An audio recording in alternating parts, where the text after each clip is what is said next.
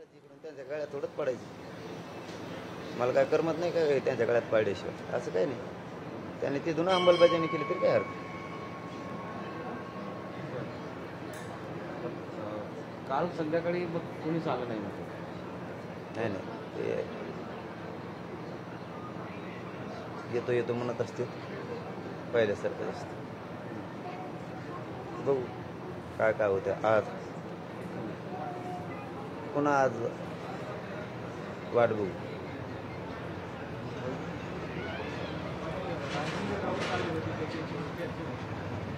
कालच आले होते तुमच्यापुढंच आले होते.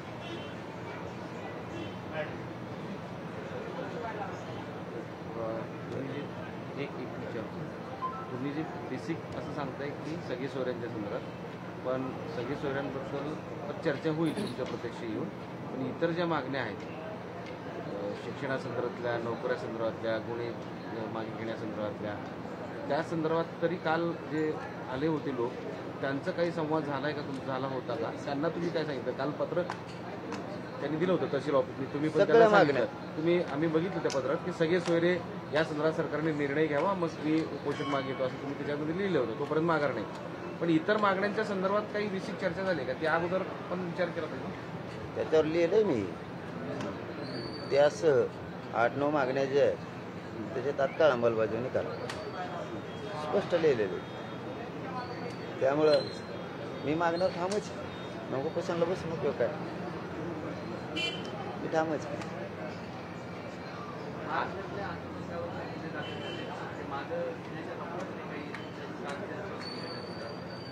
सगळ्याच मागण्या ना, मागण्या सगळ्यात जेवढ्या काय मागण्या आहेत त्या मागण्यासाठी हे उपोषण सुरू आहे. यावरती मुख्यमंत्री, गृहमंत्री यांनी लक्ष घालून त्या तातडीने सोडवावं.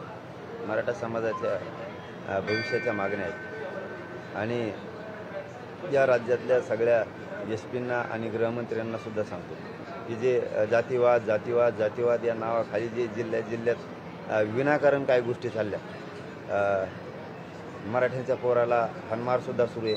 गेवराई तालुक्यातल्या गावात पण झाली. बीडच्या एसपी साहेबांनाही सांगतो विशेष करून, आणि गृहमंत्री साहेबांनाही सांगतो आपल्या चॅनलच्या माध्यमातून की बीडच्या बी काही पोरांना विनाकारण मारलं गेलं की जे शेतात जात होते गेवराई तालुक्यातल्या, त्या रायमोच्या जवळच्या तिथं त्या लोकांना सुद्धा कुठंतरी मोठमोठाले वारं केलेत त्यांच्यावर.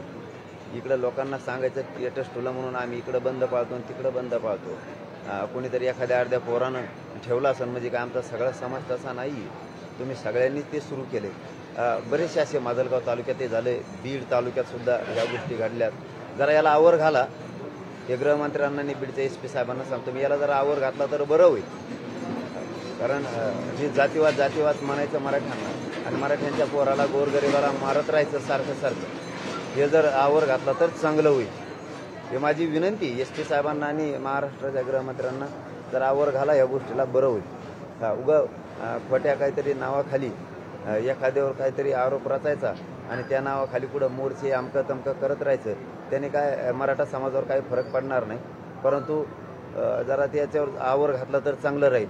आणि महाराष्ट्रातल्या मराठा समाजालाही सांगतो आणि बीडच्या आणि आसपासच्या मराठ्यांना सांगतो जरा शांत राहा. आपण काय करतात करू द्या, जरा बघूयात किती दिवस करतायत, महिना 2 महिने आपण जरा सहन करू द्या. जरा चुका त्यांना नारड्याला लागेपर्यंत सहन होणार आहे हे मी एसपी साहेबांना बीडच्या जाहीरपणानं सांगतो. मुख्यमंत्र्यांना आणि गृहमंत्र्यांना जाहीरपणानं सांगतो, नारड्याला लागेपर्यंतच मराठा समाज सहन करेल. आम्हाला जन्म काही आमचा अन्याय सहन करण्यासाठी घातलेला नाही. मात्र हेच चुका करणारं मराठ्यावर ढकलणार तर हे मात्र बरोबर. मात्र माझ्याकडून जाहीरपणानं सांगतो, मराठा समाजाने शांत राहावं. यांना काय करायचं करू द्या. महाराष्ट्रातल्या सगळ्याच बीड जिल्ह्यासह महाराष्ट्रातल्या सगळ्या मराठ्यांना कडून माझं आव्हान आहे, सगळ्यांनी शांत राहा. बघूयात हे किती दिवस अन्याय करतात. काय अन्याय करायचा ते करू द्या यांना. त्या बीड जिल्ह्यातल्या ते महाजनवाडीजवळ एक गाव आहे बीड तालुक्यात, तिथंही असेच प्रकार झालेत. तिथल्याही लोकांना खूप त्रास दिला यांनी. गावात येऊ द्यायना, मतदान का केलं म्हणून. म्हणजे तुम्हालाच मतदानाचा हक्क आहे आणि त्यांना नाही आहे का? ही कोणची मगरुरी, कोणची मस्ती. म्हणून ठीक आहे, बीड जिल्ह्याच्या मराठ्यांना तरी माझं आव्हान आहे की तरी पण शांतच राहा. बघूयात 1-2 महिने किती अन्याय करते ती. मग मात्र नारड्याला लागल्यावर बघूया. त्याला नाविलाज आमचं. आम्ही SP-ना सांगितलं आहे, आपल्या चॅनलच्या माध्यमातून गृहमंत्र्याला सांगितलं, तरी जर ते थांबत नसतील तर ठीक आहे, बघूया त्याला नाविलाज. नाही सरकार नाही करत त्याला खतपाणी घालायचं का, त्यांचे नेते करते. आम्ही 1-1.5 महिन्यापासून आव्हान करतो शांततेचं, ते करत नाही आहेत. त्याचा अर्थ त्यांना जातीय तेढ निर्माण करायचा, कायदा सुव्यवस्था बिघडायची. ते नेते करायले, तिथं सरकार नाही करायले, ते नेतेच करायलेत. त्यांना शांतता ठेवायची नाही, कारण हार जीत कोणाची तरी असतीच. मराठ्यांनीच पाडलं का काय असा संशय घ्यायचा आणि त्यांचे लोक मराठ्यांच्या पाठीमागे लावायचे मुद्दाम. त्याने काय होत नसतं, मान्य करायचे हार जीत. पुढे असे भांडणं करून, दंगली उभा करून पुन्हा नसतं निवडून येत बार. मी तर जाहीरपणानं सांगितलेलंच आहे, ज्या जातीचे लोक आमच्या मराठ्याला त्रास देतील त्या जातीचा नेता पाडणार आम्ही. वेळप्रसंगी तिथं उमेदवार देणार नाहीत, पण त्याला पाडणार.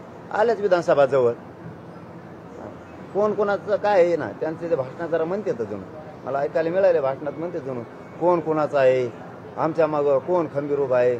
मला बी काहीतरी शिवाय दिल्या जणू. तुला दाखवतो म्हणा विधानसभेत, तुला दाखवतो विधानसभेत कोण कोणाचा वर चढे आणि कोण कोणावर दंड थोपवितो, तुला दाखवतो म्हणा काचका विधानसभेत. उमेदवार उभा करणार नाही, पण त्याला असं पाडतो की ते बाप जेल मी उभा नाही राहायला पाहिजे. तो नेत्याला वळवळ येतोय, नेत्या जीवावर खुमखुम येतोय. बाप का काहीतरी असा शब्द वापरायला जाऊन त्यांनी, मला डिटेल ऐकायला नाही मिळालं, पण बाप का काहीतरी भाषणात असं नाही का त्या जिंगूर देशी पेणार मराठ्याच्या जीवावर मोठं झालेलं आहे काही काळ, पण आज पचपच करतोय जणू तो. आता तू ज्याला म्हणला ना, ज्याच्या जीवावर तो भाषण केलं ना, त्याला म्हणा विधानसभेत दाखवतो काच का तुला. तो नेता, तो नेत्याला तो ह्याच परळीतून निवडून येऊन देत नाही, ध्यानात ठेव मला. मस्ती मग परत मला म्हणते राग करतो ती मस्ती. ते चिल्लर चाललर माकडं करतेत आणि नेत्याला, चांगल्या नेत्याला भोगावं लागतं. हे चिल्लर चाललर माकडाने केलं, त्यांच्या चांगल्या मोठ्या नेत्याला भोगावं लागलं. आता पुन्हा ते चिल्लर चाळे यांच्या माकडाने सुरू केले, नेत्याला भोगावं लागणार. ठीक आहे, तुम्हाला उभा राहायचंच ना, आता बघू तोही जिरून टाकू. नाही हो, बीडचा विषय चाललाय. नाही जातीचा नेता, ज्या जात येडवणी करते, मराठ्यांना त्रास देते, मराठ्यावर अन्याय करते, गोरगरिबावरती, हे काम असतं शांतता ठेवण्याचं नेत्याच. मी सांगितलं माझ्या समाजात शांत राहा, त्यांचा नेता सांगत नाही याचा अर्थ त्याला जातीवाद करायचा. मग जी जात माझ्या मराठ्याला त्रास देईल त्या जातीचा नेताच इथून पुढे पाडी जायचा निवडणुकीत. आता तिथं उमेदवार नाही द्यायचा, पण ते जातीचा नेताच पाडायचा. म्हणजे त्याला बेकामी करून ठेवायचं.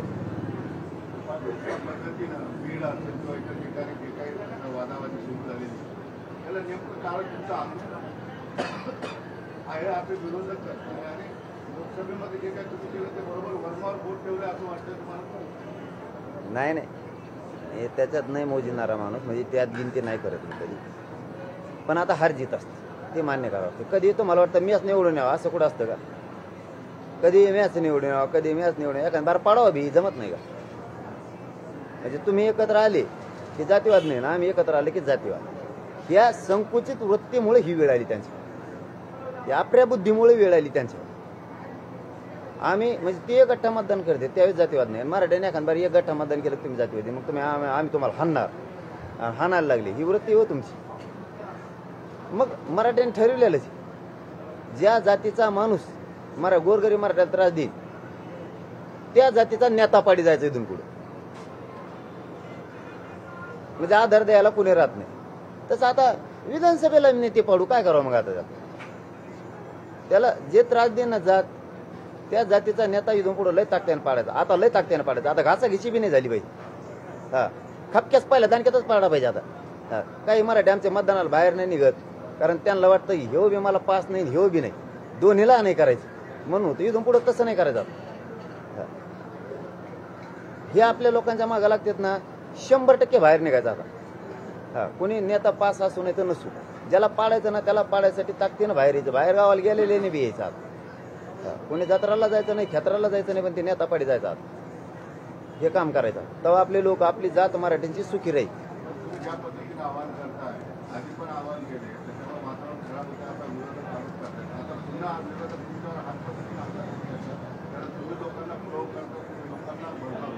ते विरोधकाचे डोळे गेले का? हराम खोराचे कोण आहे ते विरोधक?